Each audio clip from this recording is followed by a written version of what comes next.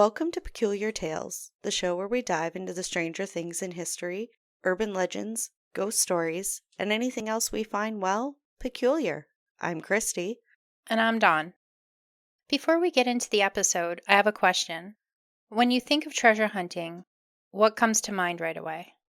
I guess going back to stories we've told in the past, the Goonies, that kind of stuff. The excitement of trying to find something that nobody else has found. Yeah, I agree with you. The entire idea of just getting out there and having that adventure. Yeah. The possibility of no one's found it, let's go get it. The excitement of being the one to do it, knowing that nobody else has done it, but maybe I can do it. Right? Because you hear about it, people finding this, Mm-hmm. that, the other. Mm-hmm. You're like, why can't that be me? Right? Today's episode is, in fact, a little like a treasure hunt, except instead of pirates burying a treasure and marking X on a spot to locate it on a map, well, this hunt is more about finding the island and less about the treasure trove. It's more about the land itself being the treasure. Today's episode spins a tale of what some have dubbed as a vanishing island, a phantom island, an island west of Ireland in the Atlantic Ocean. This island has roots in Irish folklore that date back centuries. So grab yourself a warm drink and get comfy as we follow the maps, eyewitness accounts, and myths the best we can to tell you about High Brazil. An island that by most accounts should not exist, but was on maps nonetheless. Sailors swore they had witnessed the island come out of the mist in a perfect circle and green as can be. And what takes High Brazil from intriguing to eerie is not because of the whole disappearing act it could do, but the cartographers kept making sure it landed on maps, and not just any cartographers, but the ones who were renowned. It was like the island wanted to be seen and discovered. As the legend goes, every 7 years, a green-enriched spectacle of a land appears out of the mist, out of the west coast of Ireland. Rich with forests, gold, and fairies, the island is said to linger for one day before disappearing again for another 7 years. It was said by some that the island had immortals living there. Others claimed that the island had an advanced civilization that lived there. And most information says that no human eyes could see High Brazil until the mist lifted in a 7-year interval. In most accounts, the island is described in just about the same way. There is heavy mist, lush greenery, there is gold and fairies. In some stories told, there are meadows and dense forests. In descriptions of the island, some have said that the beauty is unmatched, having areas on the island that are miles of wild moorland, and it has beaches and cliffs. High Brazil has shown up on multiple maps for 500 years, dating from 1325 to the 1800s. There's a Portolan chart by Angelo de Cree, 1325, Rex Thalamus Portolan chart, 1360, and a Catalan atlas, 1375. Now, all these maps showed High Brazil to be a real place one could travel to. In 1436, High Brazil turned up again on another map as a part of a larger island that was part of a group of islands in the Atlantic Ocean. A Catalan chart in 1480 shows two islands, one named Ilha de Brazil and the other south Ilha Verde, now known as Greenland.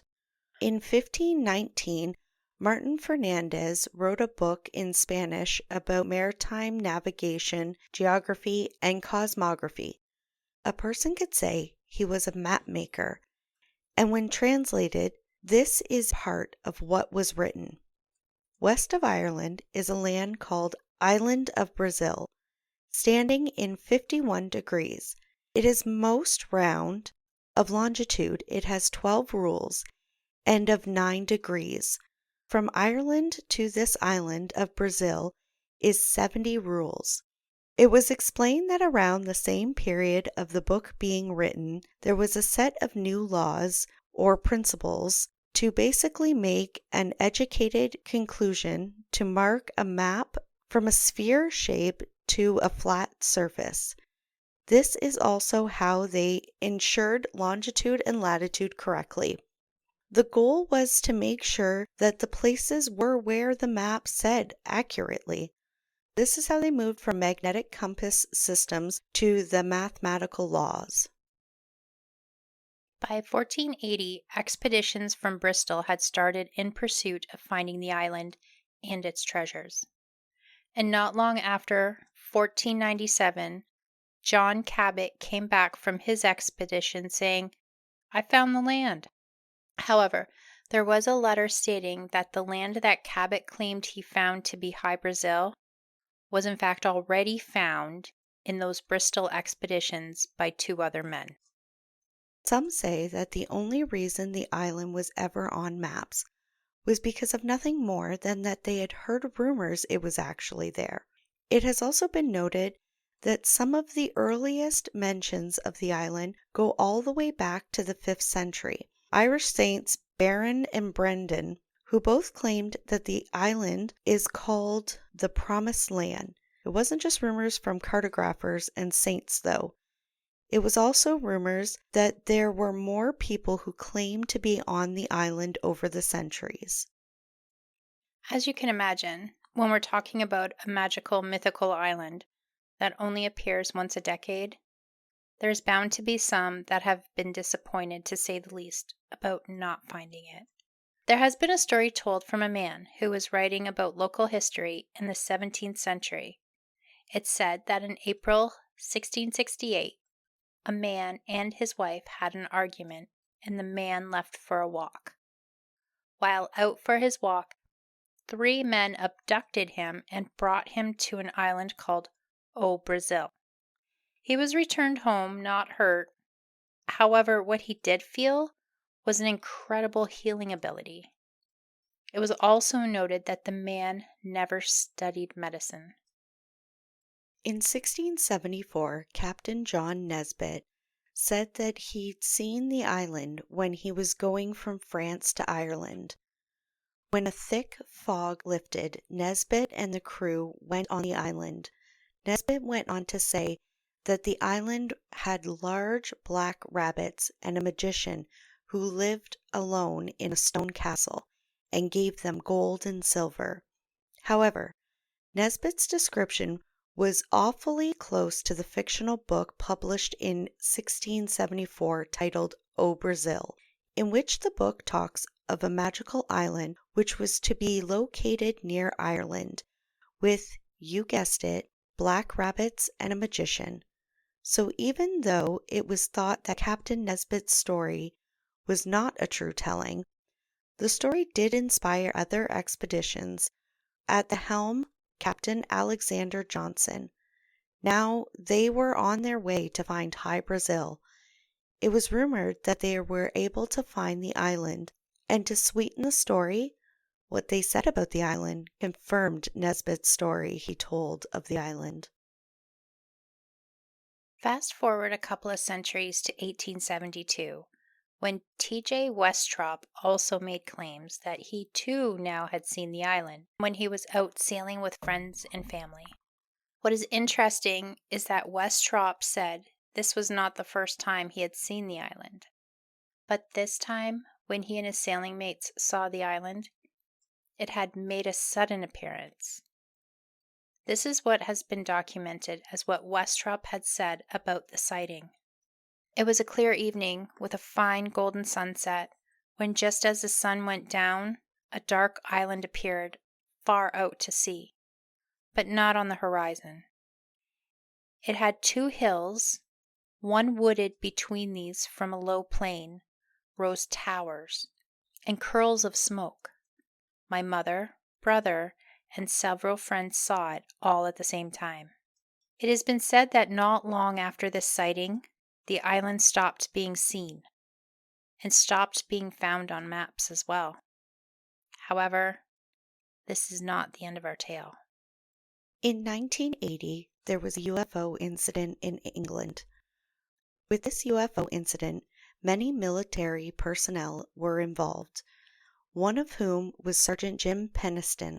He made claims that he touched a craft during the encounter. Later was able to write out a binary code that later on, when deciphered, gave coordinates pointing to ancient sites around the world, pyramids, Nazca Line in Peru. With these locations was also the location of High Brazil.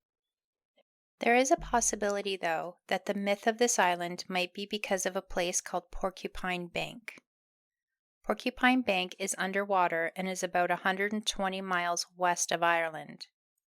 It was found in the mid-19th century. Some say the Porcupine Bank may have been an island at one point. It was also thought that at extreme low tides, someone could have maybe seen it. Today, the highest point is said to be 600 feet underwater. And like we said earlier, it maybe could have been seen by ancient sailors. Well, as far as folklore goes, I really like this one, Chris. Yeah, it's interesting because there is a lot of theories, right? There's a lot of, like this last one where we talked about Porcupine Island here. That makes sense. What if it's just an island that's just far enough under the water that during really low tides, maybe it's not Porcupine Island itself, but what if it's similar to that, where it just vanishes under the water for X amount of time? Yeah, because this place showed up on maps, Mm-hmm. real maps that you can find and look at. Right. It wasn't imaginary. But it does lead a little bit like stock into the idea that it could be this place that eventually just got covered over by water. Right. Maybe when there was a low tide, there was a lot of mist. I don't know. Right. Right? We weren't there, but It's also England and Ireland area. There tends to be a lot of mist. mist, fog, Mm-hmm. and there's something really sweet about the idea of this was a place, Mm-hmm. But if it was this particular little Porcupine Bank, Mm-hmm. no one will find it unless you can see it underwater, right? Right. Also, there's a lot of similarities to Atlantis with this story. Mm-hmm. There's a lot of similarities, people saying it was there, Mm-hmm. and Well, that's what I wondered. Has anybody investigated where it is on the map and looked deep under? Did the ground let loose and did it sink further?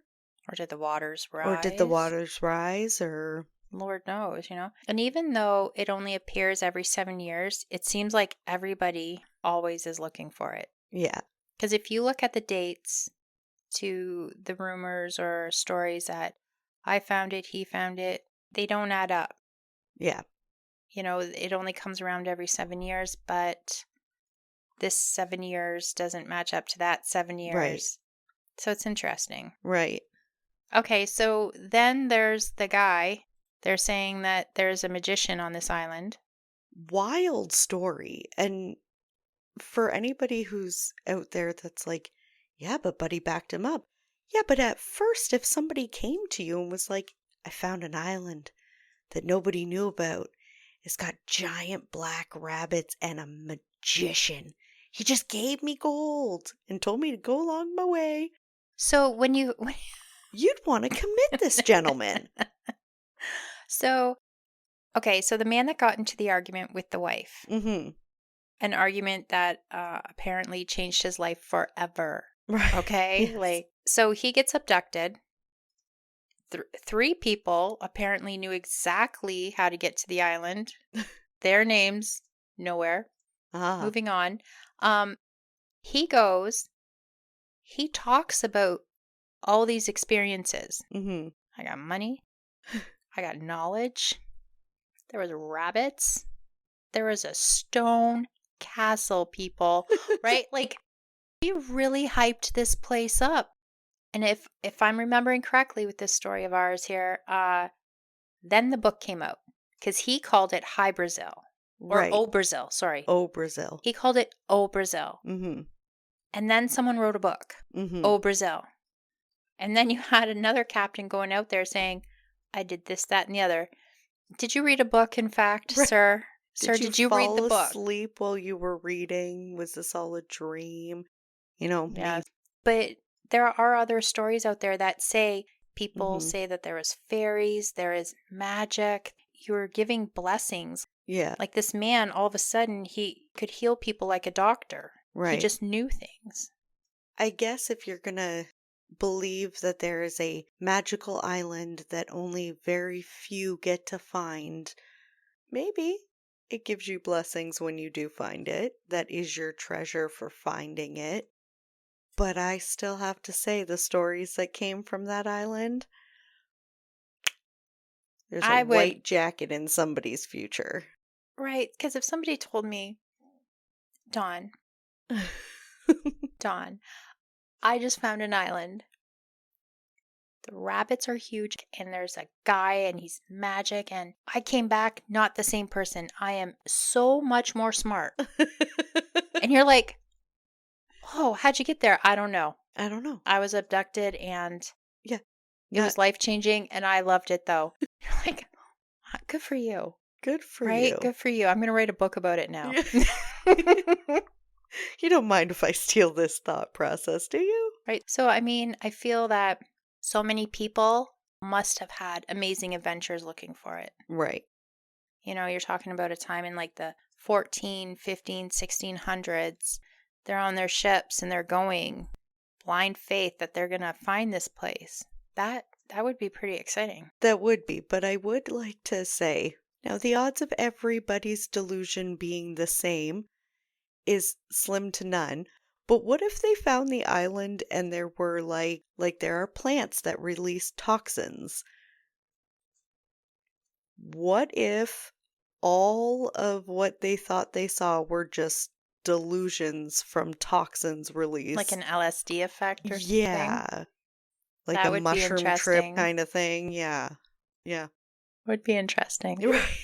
Like Like, I don't, maybe that would explain because it's still but then you have, okay, now, when you look at it, you do have Mr. Peniston there, Sergeant Peniston. yeah. I think I'm saying his name right. If I'm not, forgive me. There was like a UFO type of sighting where Mhm. he said, I touched a craft, Yeah. right? And he was able to remember, his mind remembered, and he wrote out those binary codes. Mhm. And when experts looked at these numbers, these codes, it pointed to places. And the fact that it pointed to a place like High Brazil. Right, somewhere that's not supposed to actually exist. So what if it was Porcupine Bank? Right? You know, Or something similar to it even, you something know. had to be there, Yeah. you know, because even in this binary code, Yeah. Binary. binary, yeah, I keep saying that wrong. I apologize, world. But, you know, Yeah. who knows? For hundreds and hundreds of years, it was believed to be a real place on maps. The certainty was there. The expeditions, they made their mark on history, and then quietly it was gone, along with the stories. Maybe it does only pop up every 7 years. Or maybe it's out there quietly sitting behind the fog in an area of the Atlantic that plays hide and seek all too well. Of course, the idea of finding an island that offers beauty and magical experiences and wealth is more than intriguing. But be warned, not all maps lead to the treasure. Some maps lead to myth. And as always, thank you for listening. If you liked what you heard today, leave us a comment, a review, or a rating on the platforms you listen to us on, as it really does help us reach more listeners. If you would like to help support us, go to peculiartales.buzzsprout.com. Your support helps us make more content. And until the peculiar calls for another tale, bye for now.